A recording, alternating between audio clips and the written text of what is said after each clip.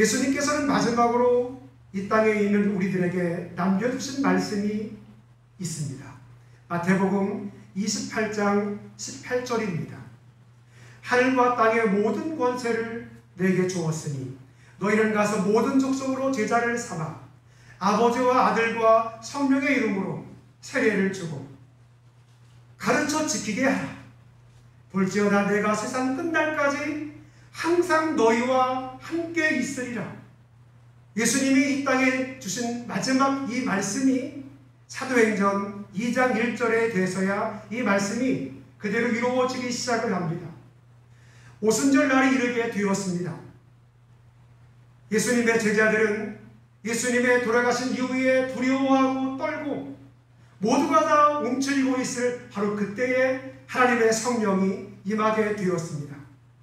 사도행전 2장 2절에 호련히 하늘로 급하고 강한 바람 소리 같은 소리가 있어 그들이 앉은 온 집에 가득하며 마치 불의 혀같이 갈라지는 것들이 그들에게 보여 각 사람 위에 하나씩 임하더니 두려워 떨고 있는 그들에게, 초조한 그들에게, 예수님을 보고 싶어하는 그들에게 하나님의 성령이 임하게 되었습니다.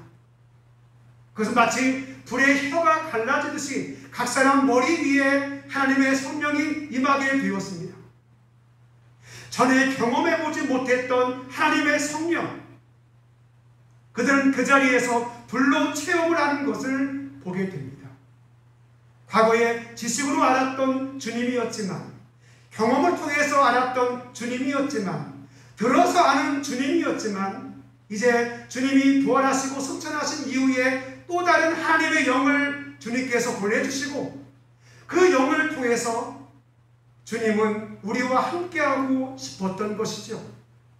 그래서 각 사람 머리 위에 하나님의 성령을 물 붓듯이 부어주시는 것을 보게 됩니다.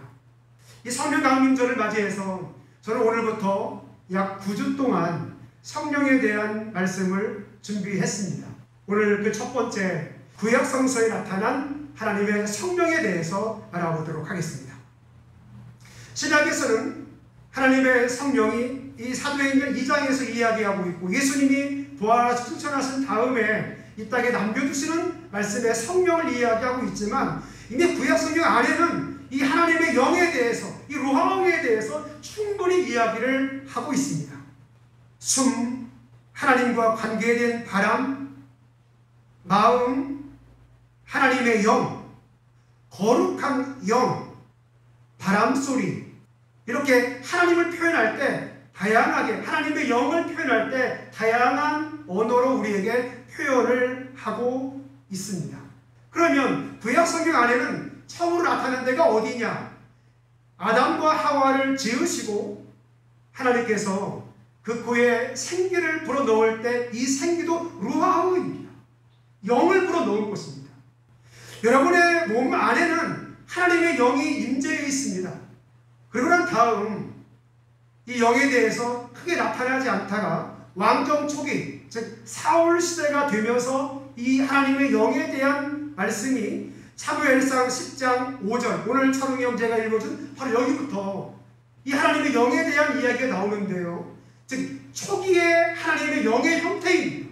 사무엘상 10장 5절 말씀, 그 후에 내가 하나님의 산에 이르리니 그 후에 내가는 사울을 이야기하고 있는 겁니다. 사무엘이 사울에게 이야기하고 있는 거예요.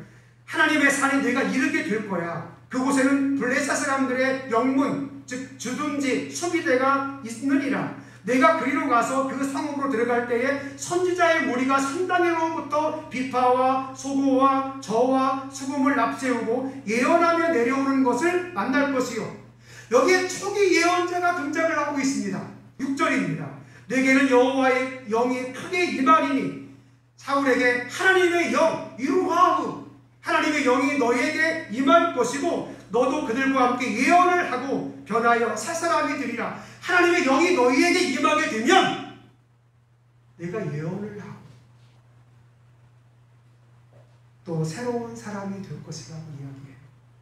초기 예언자 누가 있었을까? 첫 번째 엘리야, 엘리사입니다. 이런 사람들은 초기 예언자로서 황홀경 예언자라고 이야기하는데 하나님 말씀을 그에게 전달을 해주면 그 말씀을 받아가지고 그냥 그대로 백성들에게 전달을 해주는 사람이에요. 거의 예언자의 그룹은 거의 다 회개를 촉구하는 형태의 예언이었기 때문에 예언자들을 그렇게 좋아하지 않았습니다. 그래서 하나님께서는 예언의 방법들을 바꾸십니다. 어떻게 바꾸느냐면 문서 예언자를 바꿔요. 예레미야, 에스겔, 다니엘 이런 사람들처럼 말씀을 주시게 되면 그 말씀을 기록을 하게 합니다. 기록된 말씀을 왕에게 전달을 하고 백성들에게 전달을 직접 하기 시작을 합니다. 이러면서 이 기록된 말씀이 완충작용을 하는 거예요. 그대로 하나님 말씀을 전달을 하지만 기록된 말씀을 전달해 줌으로 인해서 물론 충격은 더 세지 않았지만 더 깊게 생각할 수 있는 회개의 기회를 줄 수 있는 그 시간을 벌게 되었습니다. 열왕기상 19장 11절 12절을 보시게 되면 엘리야야 내가 네 앞에 지나가게 될 것이다. 야훼께서 지나가시는데 크고 강한 바람이 산을 가르고 바위를 부수나 바람 가운데 계시지 않고 바람 후 지진이 있으나 거기 계시지 않고 지진 후 불이 있으나 거기 계시지 아니하며 불 후에 세미한 음성이 있느니라. 여러분 구약 성경에는 하나님이 나타나실 때에 그냥 짠 나타나는 형태가 아니었습니다. 산을 가르고 바위를 부수고 지진이 있고 불이 있고 다양한 형태를 통해서 하나님의 임재를 보여주는 겁니다. 직접 하나님을 본 사람은 아무도 없습니다. 다만 불의 형태로 바람의 형태로 하나님께서 나타나셔서 당시의 예언자들에게 말씀을 해주시는 겁니다. 예언자는 그 받은 말씀을 가감하지 않고 그대로 전달하는 사람. 초기 예언자들은 이렇게 하나님을 만나게 되었고 다음 한 7세기, 8세기 이런 예언자들은 약간 다르다고 그랬습니다. 아까 말씀드렸던 것처럼 기록을 해서 기록된 말씀을 전달했던 사람들이 많이 있었죠. 호세아 같은 사람들. 호세아는 저 사람 미쳤다고 그랬어요. 항상. 왜? 저 사람은 신께 감동되어가지고 미쳤다. 주변에 있는 사람들이. 왜? 하나님의 영이 충만하니까 미친 사람처럼 보이게 되었던 겁니다. 이사야, 그도 하나님의 예언자 중에 한 사람이었습니다. 이사야 30장 1절에 패역한 자들은 화 있을진저 그들이 계교를 베푸나 나로 말미암지 아니하며 맹약을 맺으나 나의 영으로 말미암지 아니하고 죄에 더하노라. 이 이야기는 이스라엘 사람들이 당시에 가장 강력한 나라가 있었다면 애굽이었습니다. 이스라엘 왕들이 하나님을 의지하지 않고 자꾸 애굽의 왕을 의지하기 시작을 합니다. 그때 이사야는 30장 1절에 나의 영으로 말미암지 아니하고는 너희가 죄의 죄를 더할 뿐이다.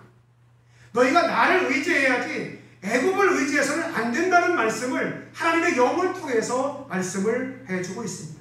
500년경에 예언자들 에스겔, 이사야, 요엘 이런 사람들이 등장을 하게 되는데 대부분 이런 사람들은 하나님의 영으로 충만한 상태에서 말씀을 받게 됩니다.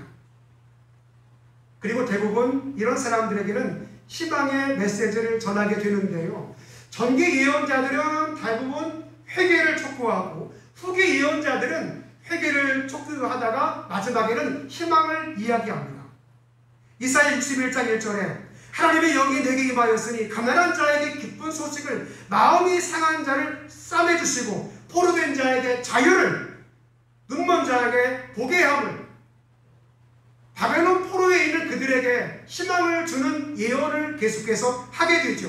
요엘 예언에도 마찬가지였습니다. 2장 28절부터 보게 되면 그 후에 나의 영을 모든 육체에 부어주겠다. 나의 아들과 딸이 예언을 하고 노인들이 꿈을 꾸며 젊은이들이 환상을 보며 너희 남종과 여종이 나의 영을 받게 될 것이다.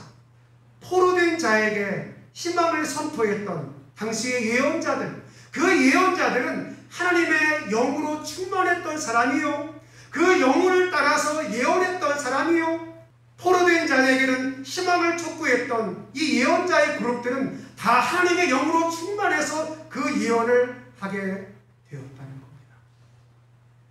오늘 우리 것이 우리와 무슨 상관이 있을까요? 우리의 마음은 늘 좋을 수만은 없습니다. 우리가 힘들고 어려울 때 가장 가까이 해야 될 분은 여러분의 남편도 아니요, 아내도 아니요, 여러분의 목사도 아닙니다. 하나님이십니다. 그 하나님의 영을 가까이 하십시오. 매일매일 순간순간이 성령님 함께해요. 성령님 같이 가요. 저와 동행해 주세요. 그에게 예언자들은 하나님의 영과 늘 충만해져 있는 상태였습니다. 그래서 그는 두려워하지 않았습니다. 무서워하지 않았습니다. 왕에게도 회개를 촉구했던 사람들, 이방 나라의 사람들에게도 회개를 촉구할 수 있었던 근본적인 이유는 하나님의 영으로 충만했기 때문입니다. 하나님의 성령이 여러분과 함께 하시면 여러분의 짐은 가벼워질 것입니다. 여러분의 삶의 막힘은 뚫어지게 될 것입니다. 왜냐고 하면 하나님의 성령이 여러분에게 함께하고 있기 때문입니다.